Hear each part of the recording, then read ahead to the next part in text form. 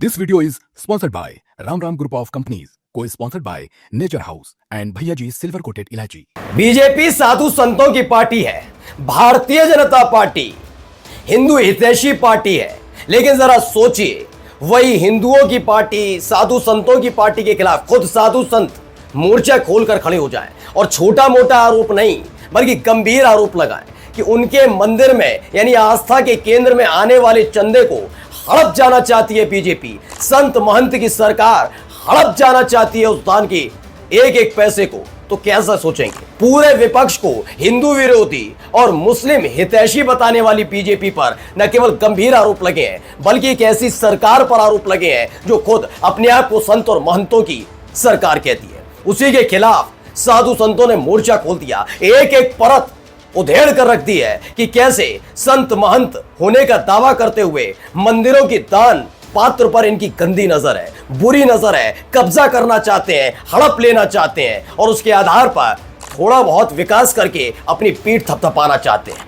आज साधु संतों की आवाज जरूर सुनिए, मत सुनिए अखिलेश यादव की, मत सुनिए किसी और की, किसी विपक्षी नेता की। आपने नहीं सुना था राम मंदिर की प्राण प्रतिष्ठा के वक्त शंकराचार्य को, लेकिन अब तो सुनिए, क्योंकि देश, उत्तर प्रदेश ही नहीं, देश ही नहीं, दुनिया के सबसे लोकप्रिय मंदिर बांके बिहारी मंदिर, जी हां, वृंदावन के बांके बिहारी मंदिर की तरफ से आवाज उठी है। योगी सरकार बांके बिहारी मंदिर में आने वाले दान को हड़प लेना चाहती है। नमस्कार, मैं हूं प्रज्वल गौतम और आप देख रहे हैं खबर चौक। यह बयान ऐसा ही पहले भी दिया जाता रहा, तब जब वाराणसी में कॉरिडोर बनाने के नाम पर एक एक के घर तोड़े जा रहे तो पुराने से पुराने मंदिर को तोड़ा गया। वाराणसी की पहचान हम बचपन से यही सुनते आए कि संकरी गलियां और आस्था का सागर वहां पर। लेकिन वहां हालात क्या किए गए? वहां कॉरिडोर बनाने के नाम पर प्राचीन से प्राचीन मंदिरों को तोड़ा गया। बड़ी आह थी, कराह थी। आपने शायद उस समय साधु संतों की आवाजें नहीं सुनी, रो रहे थे साधु संत, भुगतना पड़ा, 240 पर आए। उसके बाद यही अयोध्या में कर रहे थे।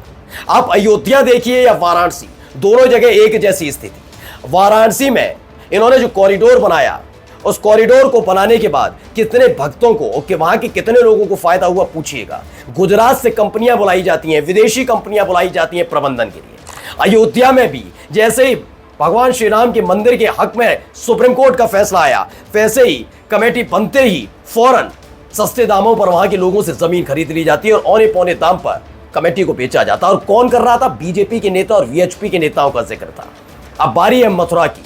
कॉरिडोर बनाएंगे, मंदिर भी तोड़े जाएंगे, लोगों के घर तोड़े जाएंगे। ये आ पिछले कुछ दिनों से सुन रहे हैं, लेकिन आज बात मैं उसकी नहीं कर रहा हूं। मैं बांके बिहारी मंदिर की तरफ से अदालत का जो दरवाजा खटखटाया गया और जो परतें उधेड़ी गई योगी सरकार की, वो देखिए। इसमें साफ साफ बताया गया सरकार हमारे धन का पर कब्जा कर रही है। एक निजी मंदिर है बांके बिहारी मंदिर। सुनवाई में किसने ऐसा कहा? यह बताया गया है। इसमें बताया गया है कि बांके बिहारी मंदिर के प्रबंधन की समिति की तरफ से आए, उनके वकील ने बताया कि समिति का कहना है कि सरकार जो है उनकी दान को हड़प लेना चाहती है और उससे विकास करना चाहती है। अब आप खुद सोचिए, किस बात पे खुश होते हैं? बीजेपी चाहे कैसी भी सही, कैसी भी, कम से कम मुसलमानों को लगाम पर रखती है। अरे मुसलमानों को लगाम पर रखते रखते ही आपके मंदिरों पर लगाम रख रही है। शायद आपको एहसास नहीं होगा, वरना गूगल कर देख लीजिए। त्रिवेंद्र सिंह रावत नाम याद होगा आपको, भारतीय जनता पार्टी के नेता और एक वक्त में उत्तराखंड के मुख्यमंत्री थे। उनको मुख्यमंत्री पद से क्यों हटाया गया मालूम है? वहां का एक बोर्ड है, जो बोर्ड को लागू किया जा रहा था, कई मंदिरों को उसके अधीनस्थ लाया जा रहा था, जिससे उनके रख रखाव से लेकर चंदा जितना आता है सबकी जानकारी सरकार तक हो और सरकार के कब्जे में वो पैसा रहे। इसका साधु संतों ने विरोध किया। चुनाव करीब देखकर इनकी हालत खस्ता हो गई, त्रिवेंद्र सिंह रावत को पद से हटा दिया।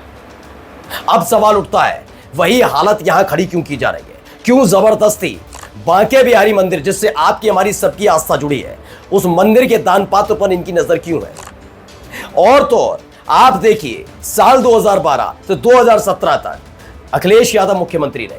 कभी बांके बिहारी मंदिर की तरफ से ऐसी कोई शिकायत सुप्रीम कोर्ट, जिला अदालत या फिर हाईकोर्ट में की गई? नहीं। मैं ये नहीं कह रहा कौन हिंदू विरोधी है, कौन हिंदुओं के साथ है। बात यह है कि आस्था पर प्रहार करने वाला कौन है। इसी आस्था के नाम पर तो आपने वोट दिया, सबने वोट दिया। नाना चाहे जैसी भी सही, महंगाई तो बढ़ी, थोड़ा हालत खराबी तो है, अर्थव्यवस्था रसातल में ही तो जा रही है, रोजगारी तो नहीं मिल पा रहा। लेकिन अब देखिए, देखते देखते आपके मंदिरों पर ये कब्जा करना चाहते हो। मैं नहीं कह रहा हूं, ये बांके बिहारी मंदिर की तरफ से अदालत में की गई सुनवाई के दौरान दिया गया बयान है उनके वकील की तरफ से। आइए, इस पर अखिलेश यादव ने एक ट्वीट किया है। द प्रिंट की खबर है, इसमें बताया सुप्रीम कोर्ट ने लताड़ लगाई यूपी गवर्नमेंट को। जिस तरीके से बांके बिहारी मंदिर के जो फंड है उस पर नजर रखी जा रही है उस पर सुनवाई के दौरान। इस पर अखिलेश यादव लिखते हैं, भ्रष्टाचार, भाजपाई भ्रष्टाचार का कमाल, चंदे से चढ़ावे तक सब पर मार। वृंदावन के बांके बिहारी मंदिर के कोष को खुफिया तरीके से इधर उधर करने पर उत्तर प्रदेश सरकार को पड़ी सुप्रीम कोर्ट की डपत। मतलब अब मुख्य भी डिप्टी हो गए। जो मंदिर और धर्म के पैसों को नहीं छोड़ते वो सरकार और जनता के पैसों का भला क्यों छोड़ेंगे? ये बात को सोचना है कि बहुत माहौल बनाया गया। अखिलेश यादव धर्म विरोधी, हिंदू विरोधी, इनके पिता मुलायम सिंह यादव ने गोलियां चलवा दी, ये तमाम कहानियां गढ़ी गई और बताई जाती रही। लेकिन हकीकत यह है कि कौन हिंदू विरोधी है, कौन धर्म के खिलाफ खड़ा होता है, कौन वोट लेता है उसी से और उन्हीं की जड़ें काटता है, आपके सामने है। नमस्कार। New Public Inter College Lucknow. Admission open. For more information, call 0522 282232 or 7755 089585.